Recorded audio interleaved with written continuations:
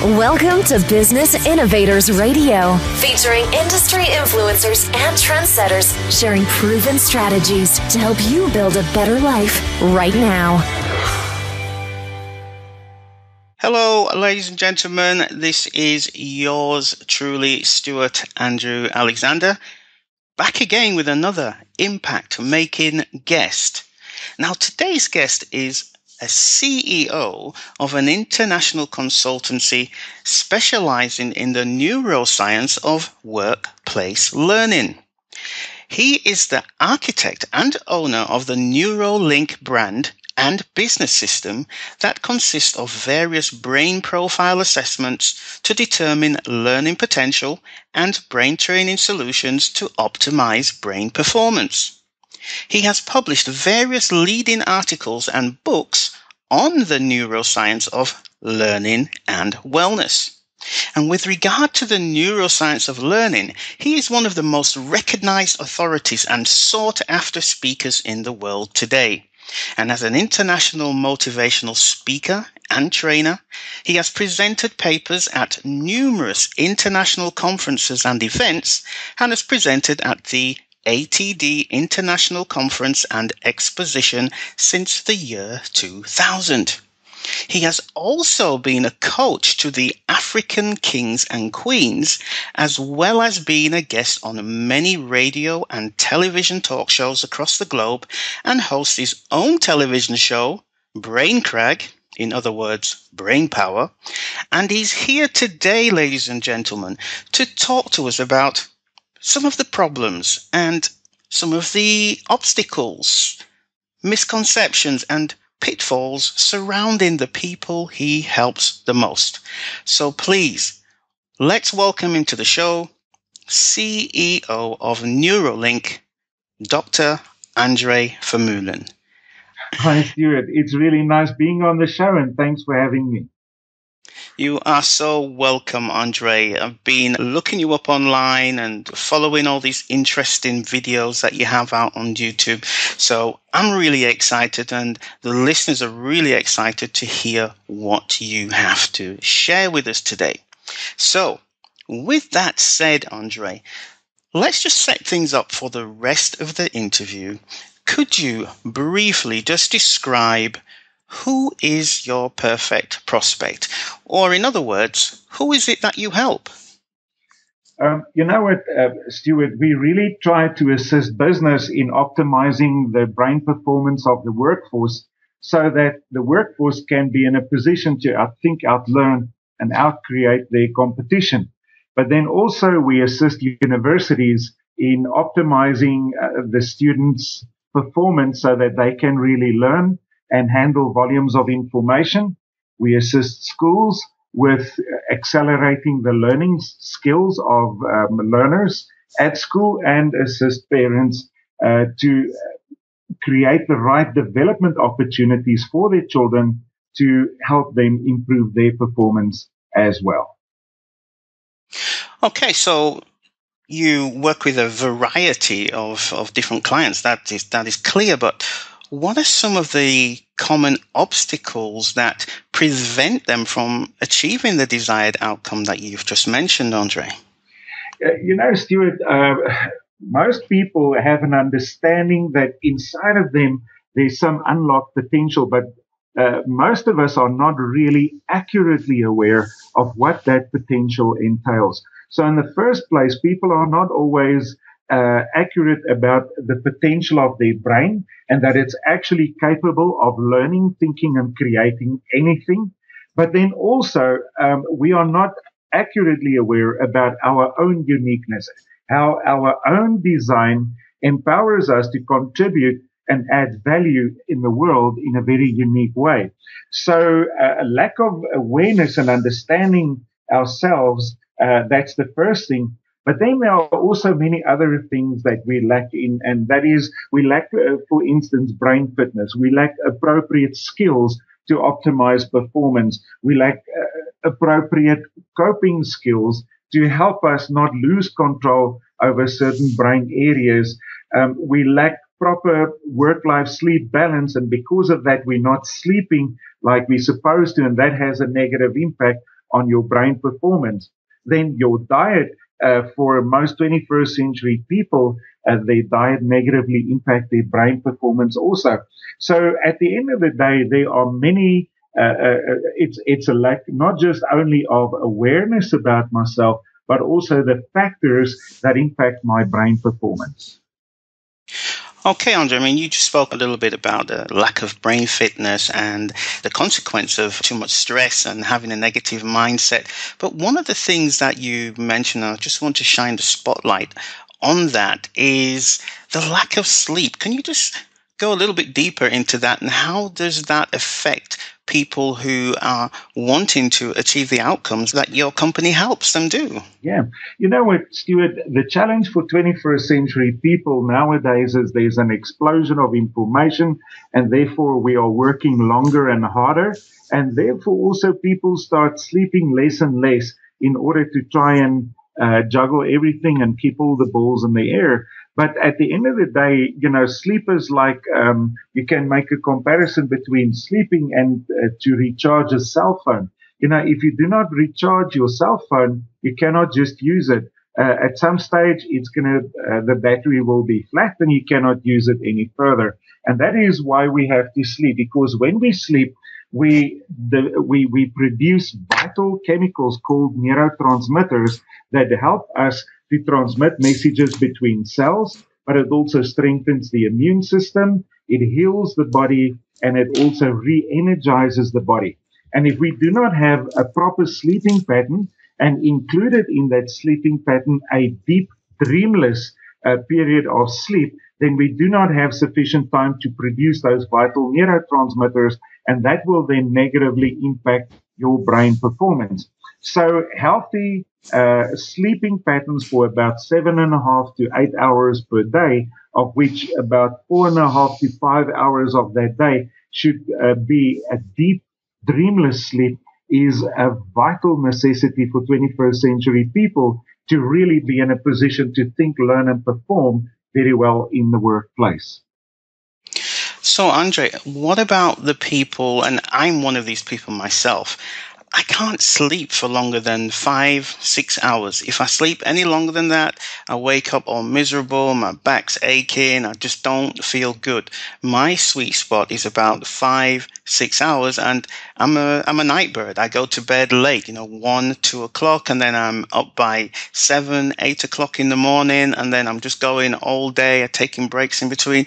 What about those people who they just don't have that system, that cycle, that sleep cycle that you mentioned, 7-8 hours. What about those? What do you say to those people? Yeah, you know what? So I think what you are verbalizing there, Stewart, is the story of many and maybe even most adults in the workplace.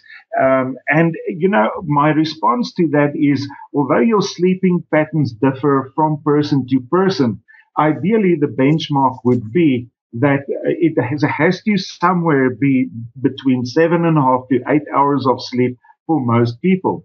Now, the challenge is often our lifestyles have conditioned the human mind to get used to only, let's say, 5 or 6 hours of sleep, if that is what your lifestyle dictates.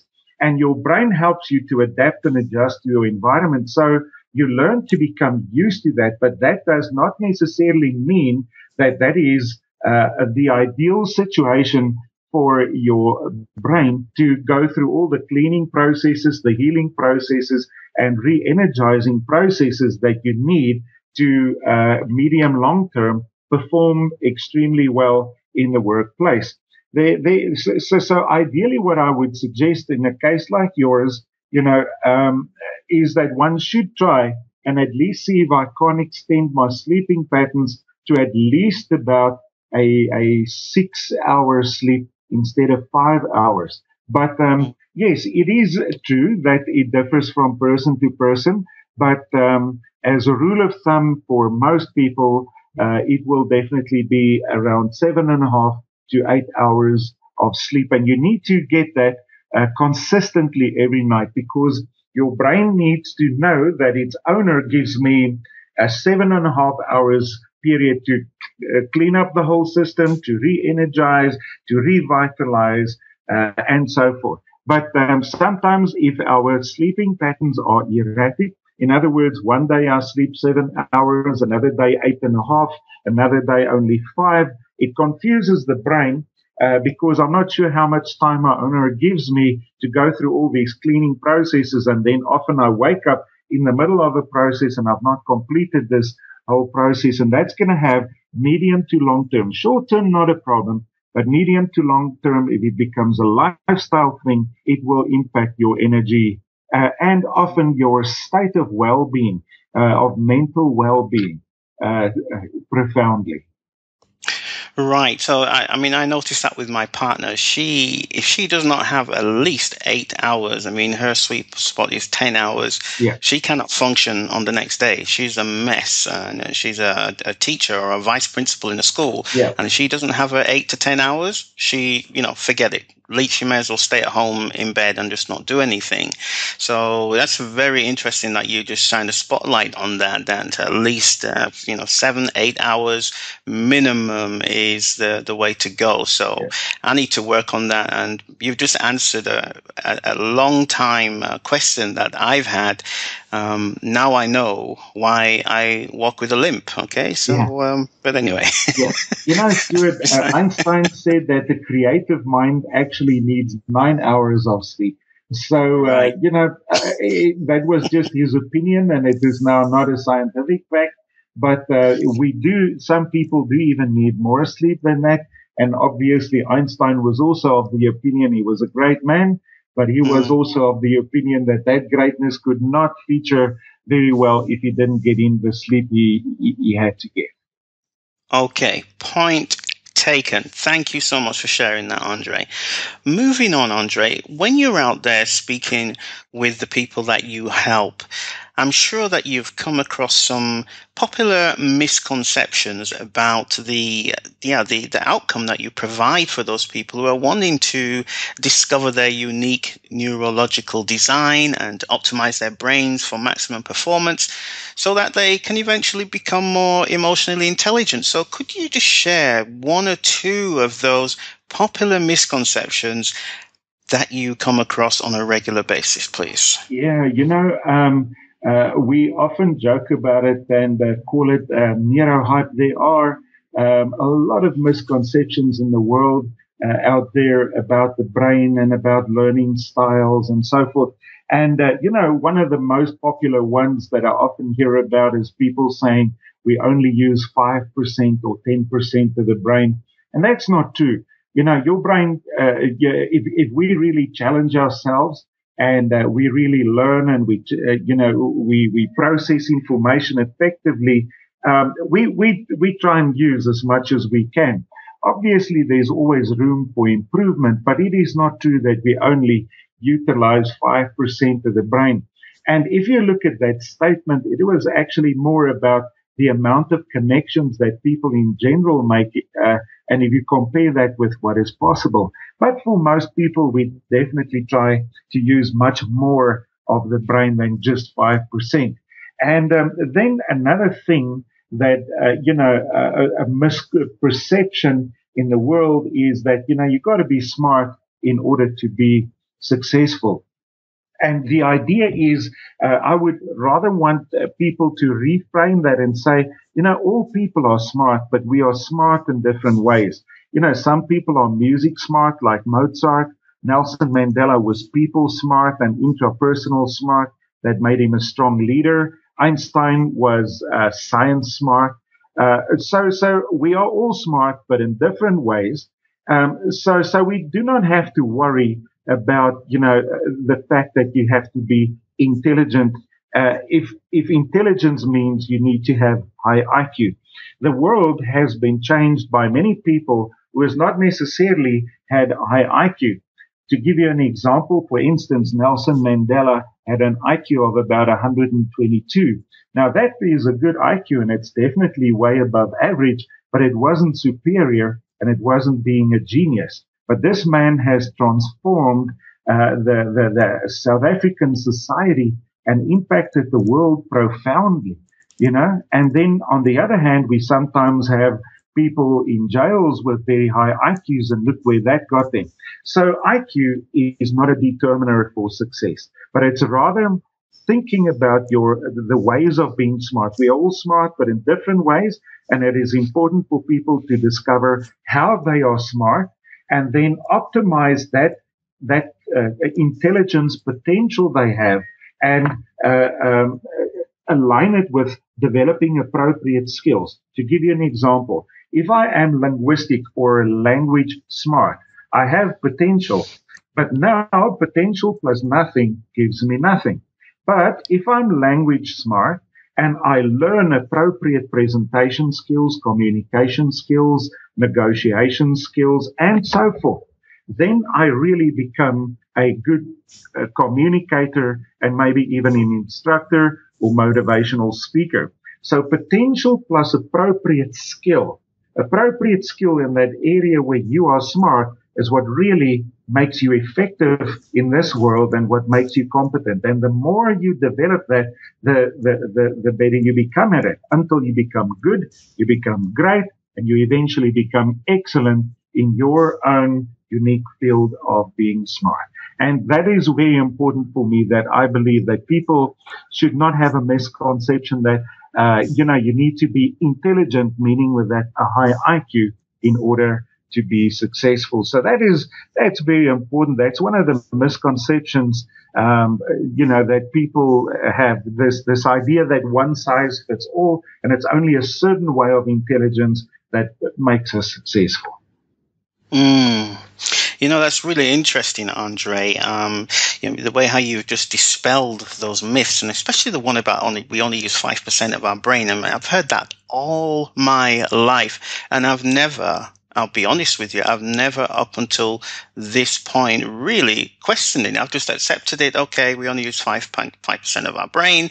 At some stage I've asked myself why, but I've never really dug into the real reasons why. So that is just amazing just to hear it from somebody who is an expert on that particular topic.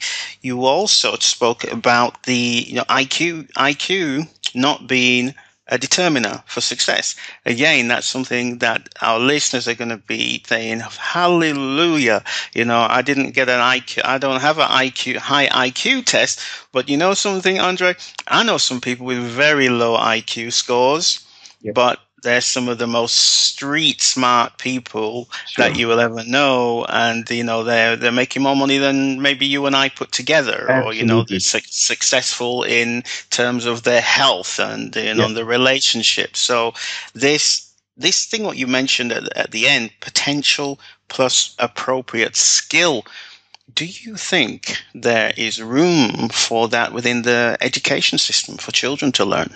Yeah, absolutely, Steward. This is really our passion, and the work that we do is to assist all people who are responsible for the development of their staff or of children or of students, to help them in the first place discover the unique potential of the students that they are working with, because we all have potential, but we have different types of potential. We're all smart, but in different ways. We all learn, but in different ways. So it's very important for any people developer to first try and understand the potential that they're working with, to try and see the potential that they're working with, and then help these learners acquire the appropriate skills that will change that potential into competence. And if we can get that, we truly empower people. And there is this saying that says that if you give a man a fish, you feed him for one day, but if you teach him the skill how to fish, he feeds himself for a lifetime. And that is a beautiful, argument for empowering people. And if you want to empower people effectively, there has to be alignment between the skills we expose people to and we teach people and the unique potential that person has. So it always starts by first accurately identifying, how do I learn? How do I think? How do I process information? Who am I? What does my unique neurological design tell me about who I can be? Once I have accurate understanding of that, and I then acquire appropriate skills, that is when I start becoming more of who I could be, and also becoming the best I can be. So if I was to put that into some kind of mathematical formula, um, would this sound something? Would it sound correct? Potential plus appropriate skill equals competence. Absolutely so.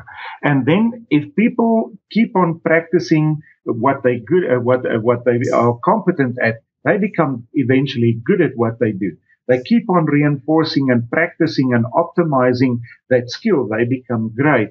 And eventually, if we truly keep on doing what we're good at for a long time, and we keep on improving that skill and sharpening the saw there, we become excellent. And that is the road to personal mastery. When we become that artist we were destined to be, just like a Nelson Mandela, over years he has developed himself and reinforced those skills, and it made him a giant of a man and a master of values-driven leadership. Perfect. I love that. Rome wasn't built in a day, so to speak. So, moving on, Andre.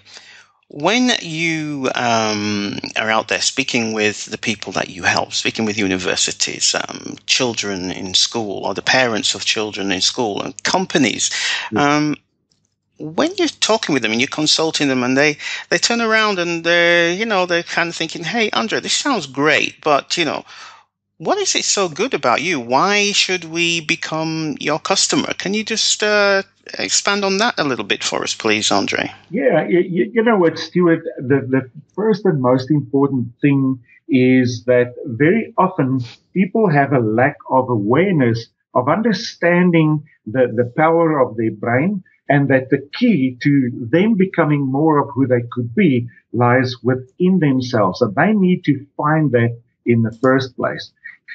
So, in our society nowadays, if you look at how people spend their money, it shows you what their priorities are. And even for our listeners listening to this program, my question would be, how much money do you spend in a year on your brain? And then how much money do you spend on your body in terms of food and clothing? So your brain is the greatest asset you are ever going to have. And potential plus nothing gives you nothing. But potential plus appropriate skills gives you competence. And that's where the key lies in you becoming the best you can be. Yet research tells us that people spend much more money on entertainment and on clothing and on food than they would on their brain and at acquiring appropriate skills.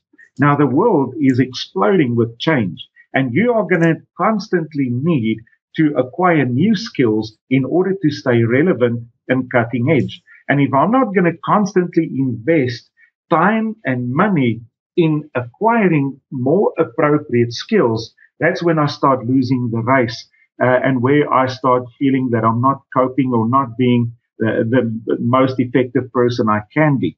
So lack of understanding the power of my brain, and also understanding my own value and my own worth and what it is that I have to offer to the world, and also what it is that I need to optimize more, is often what prevents people from becoming the best they could be, and obviously making use of our services. So when we look at the outcome that you help your clients to achieve, the outcome of optimizing their brains, or their brain performance, and helping them to become more emotionally intelligent, I got one or two questions I just wanted to ask you about that particular outcome. Can I go ahead and do that? Yeah, absolutely.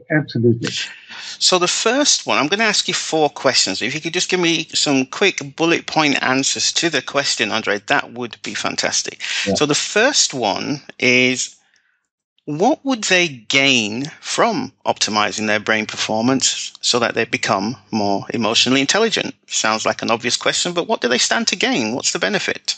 The first thing that money can never buy is absolute fulfillment. When you truly live out who you can be. I have that privilege, Steward, of living my passion and my purpose. And I understand who I am. I understand my reason for existence, and no money can give me that sense of gratification to live that. And that is what happens when we start identifying our potential accurately and we start taking actions to become more of who that could be. At 30, I believed I couldn't work with people and I couldn't talk to people. And there were some inferiority issues and all sorts of things that I was struggling with. But 23 years later, I live my passion and my purpose. So what the message that I have to share has been my own journey also. That, if you discover really who you are and you optimize that, you get to a place where your life is not about what you have, but it becomes a life of who you are and what the contribution is that you make. And ultimately, that puts you on a purpose journey where money cannot give you any sense of gratification. So I'm not saying money is not important, but I'm saying that money cannot give you a sense of purpose and fulfillment. And this is what you get by pursuing constantly, your own potential and discovering more about who you can be and then doing something about that. So that to me, I think is essential that people should understand. That's the most important thing. Obviously, there's more ease with learning. There's being more effective. There's less absenteeism, better health, accelerated learning, working faster and smarter. All those things are also up for grabs. But at the end of the day, becoming who you were destined to be, I believe, is the greatest benefit from really discovering who you are. Just briefly, with reference to optimizing their brains for maximum performance and being more emotionally intelligent, what would be their emotional reasons for wanting to achieve that? Just briefly, please. Thank you. Well, you know what?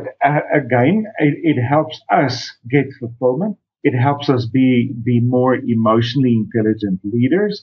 It helps us have stronger social bonds with other people and more fulfilled relationships. It helps us to resolve conflict, to communicate and establish strong social bonds with other people. We become more self-aware. We manage ourselves more effectively, and eventually we influence, serve, and inspire others more effectively.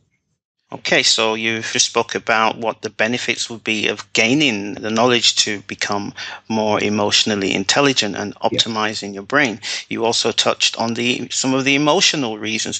Now, on the other hand, what would be some of the logical reasons for wanting to achieve these outcomes that we're addressing right now? The logical reasons would most definitely be, in our world, the world changes very fast. And one of the golden rules in our business is to say that you've got to be in a position, if you want to be competitive, you've got to outthink, outlearn, and outcreate your competition. And that means that from a mental perspective, you need to consistently sharpen the saw, meaning with that acquire new skills that's going to make you impact the world more effectively than the other person who is also applying for the same job or who is also in the same industry or in the same business as you are. You also need to be a person who can find out what is my differentiating factor. How can I do the same thing in a better way, be more effective, work faster and slower?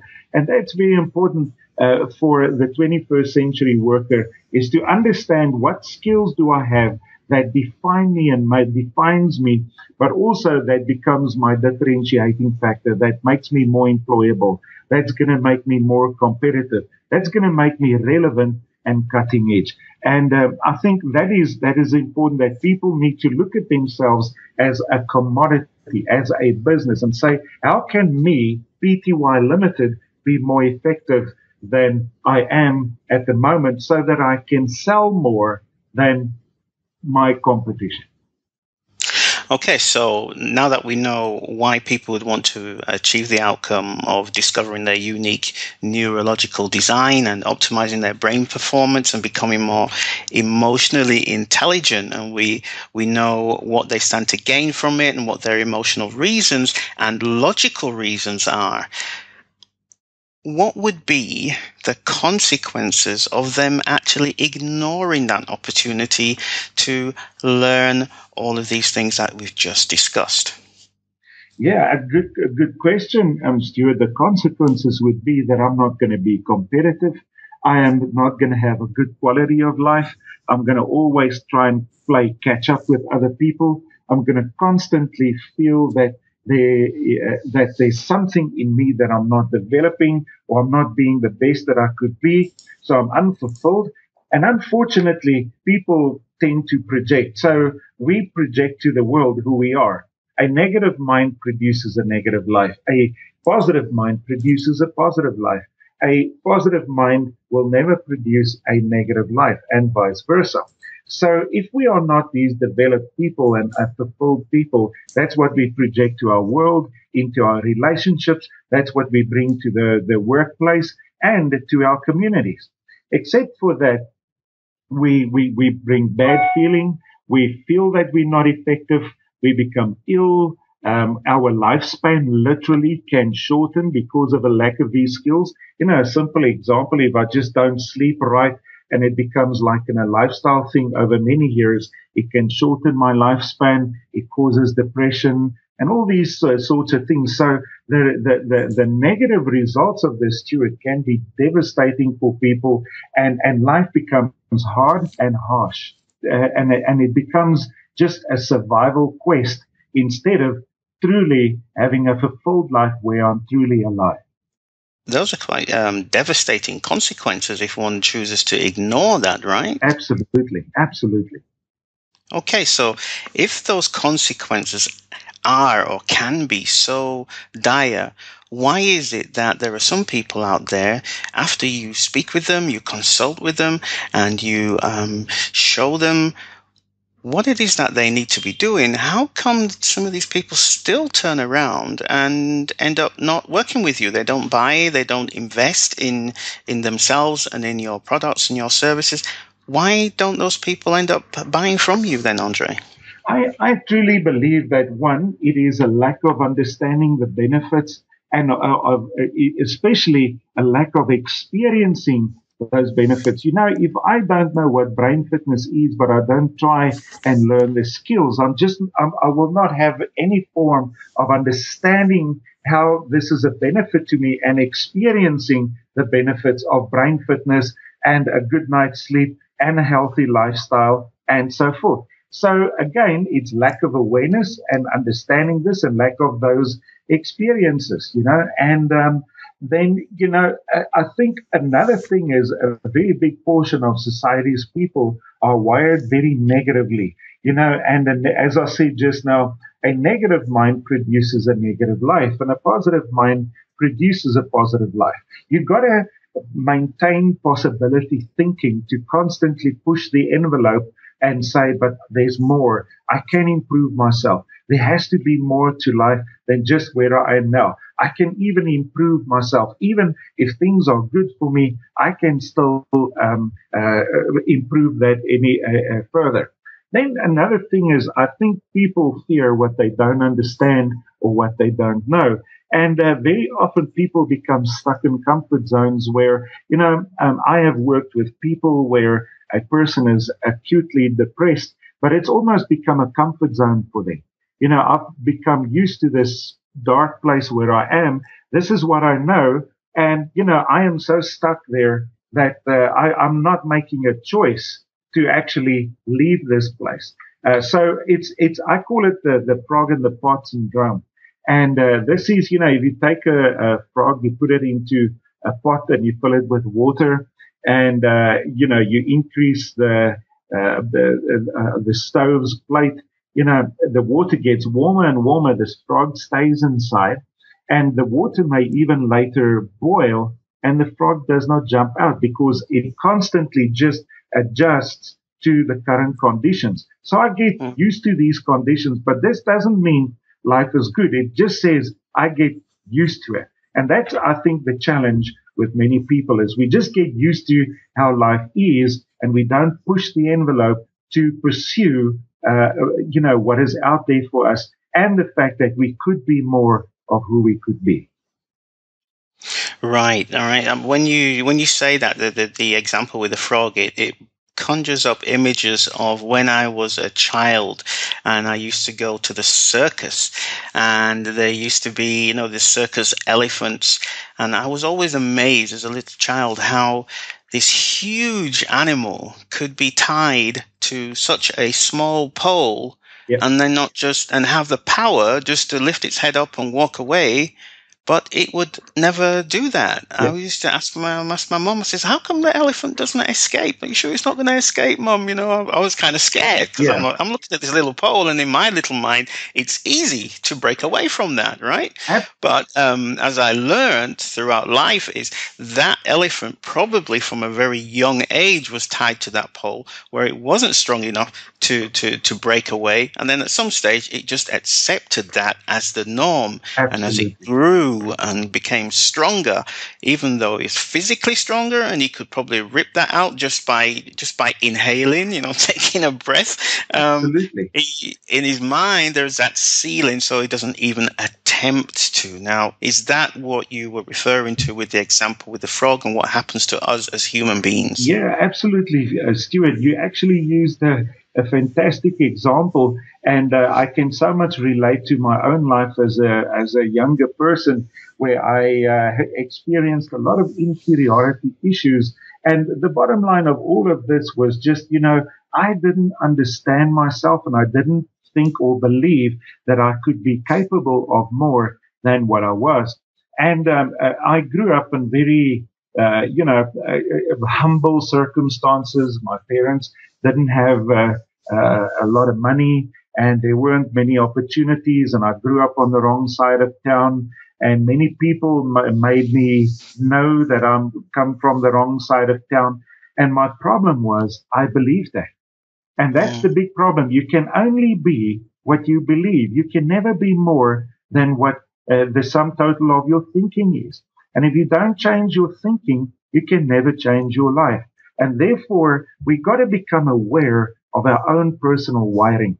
How does my thinking impact me, my life, and my performance? How I think about myself is that will determine who eventually I become. So inferiority at 30 was almost like a prison bar. These neuron pathways that told me that I am not okay and I'm not good enough, it became a prison bar that made me be stuck where I was.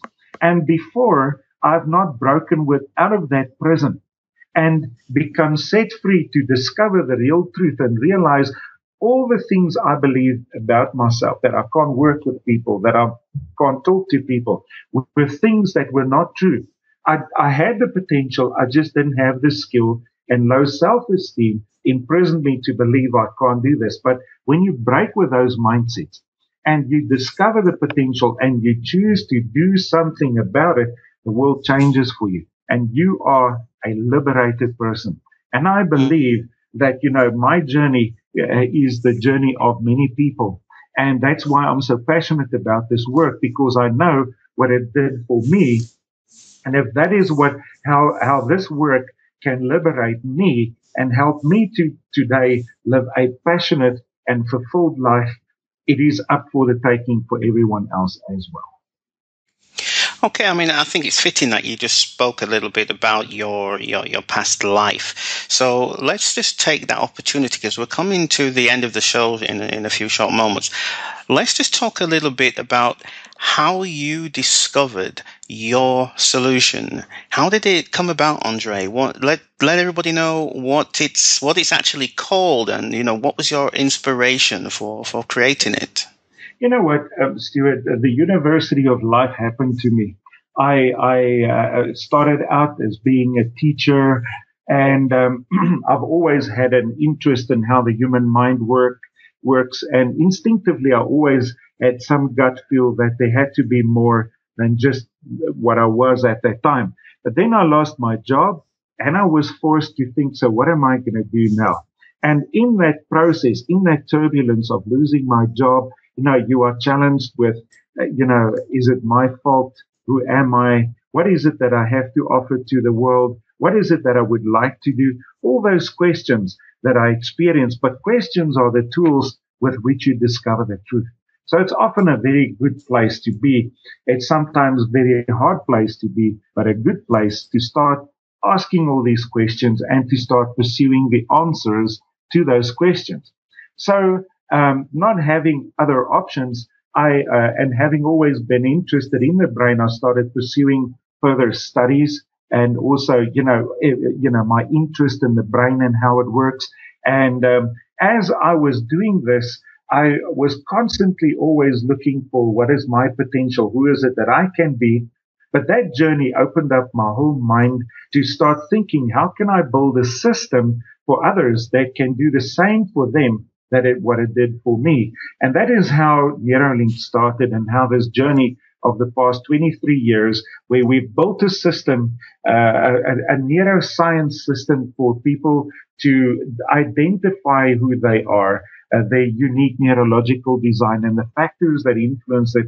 And once they get this, they become liberated to become that person. That has been our passion and our purpose and our reason for existence. So, it was good for me that this happened because that is what put this all in my awareness and what eventually drove me not to just for myself overcome many issues, but also help others, build a system that can help others to learn the same thing. So, it was just life happening to me, and having lost my job in retrospect now, I realized was the beginning of me finding my own personal purpose, which is a good thing.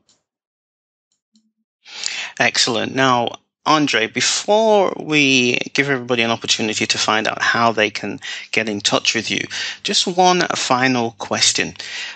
For all the people out there, such as workers and leaders and managers, parents, students, and even children who want to discover their unique neurological design and optimize their brain performance so that they can become more emotionally intelligent and that everybody else around them can benefit from that, what would be your absolute best piece of advice to get started with that?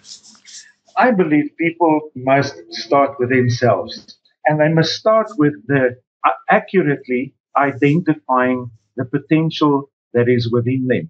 And, who I was at 30, who I thought I was at 30, and who I am now are two totally different people. And that's why I say it is very important that we have to become accurate about who we are. And that's why I have designed an assessment, which we call a brain profile assessment, that is online. People can go to our website. They can do the assessment. There are some other free brain fitness assessments on our website.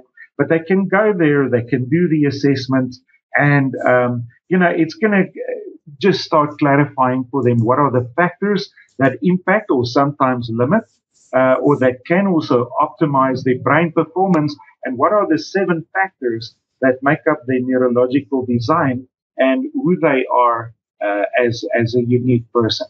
And I would highly recommend that people just invest into their brain, invest into their own future, their own development, because that is the key to becoming more of who you could be. Is when you accurately identify potential and then start developing appropriate skills that goes with that, so you become good, competent, good, great, and excellent. Spoken like a true educator, a true advocate, and a good-looking guy. Wow! I appreciate you saying that. I was not expecting that, but I do take the compliment, Stewart. And you're not doing too bad yourself, man. Well, thank you very much, but I just have to call it like it is. I mean, you're not just an expert in your field of knowledge. You're a good-looking guy. So, ladies, please if you want to get hold of Andre Vermeulen, how do people, besides the ladies, also the gentlemen, also the schools, the universities, the companies that you work with, how do they get hold of you? How can they connect with you, Andre? Steward, people can connect with me on social platforms, on LinkedIn, on Facebook. There's an Andre Vermeulen Facebook. There's an Andre Vermeulen website. There's a Neurolink Facebook, a Neurolink website. And if they there connect with me, I will gladly continue the conversation with them. Perfect. Andre, I would like to thank you so much for taking the time out of your very busy schedule to come here today and to share these insights, to share these tips on the problems and the obstacles and the hidden pitfalls that your listeners and our listeners have when they are out there trying to discover their unique neurological design and to optimize their brain performance so that they can become more emotionally intelligent. Andre, any final thoughts before we go? You know what, Stewart, thank you very much for this opportunity today. You know, it was truly a blessing meeting you. And, you know, I really say to people always that if it weren't for people like you and platforms like what you offer, and even to our listeners out there today, then I would not have a purpose. So because you exist, I exist. And thank you for that and the privilege of having been on your program. And, you know, if I can really just, from my side, conclude is to say, make yourself a priority and pursue the giant within. And there is not going to be anything more fulfilling for you in life than discovering really who are you and then trying to become the best that you can possibly be. Because if we do that, I truly believe we will also then complete the work that we were designed to do before our time is up. So that would be my message. And again, Stewart, thank you. It's indeed been a privilege getting to know you and being on your program. And an excellent note to finish the show on. Ladies and gentlemen, we've run out of time. That was it for another show. This was yours truly, Stewart Andrew Alexander, saying goodbye for now. Take care, and we'll talk real soon. Thanks for listening to Business Innovators Radio. To hear all episodes featuring leading industry influencers and trendsetters, visit us online at businessinnovatorsradio.com today.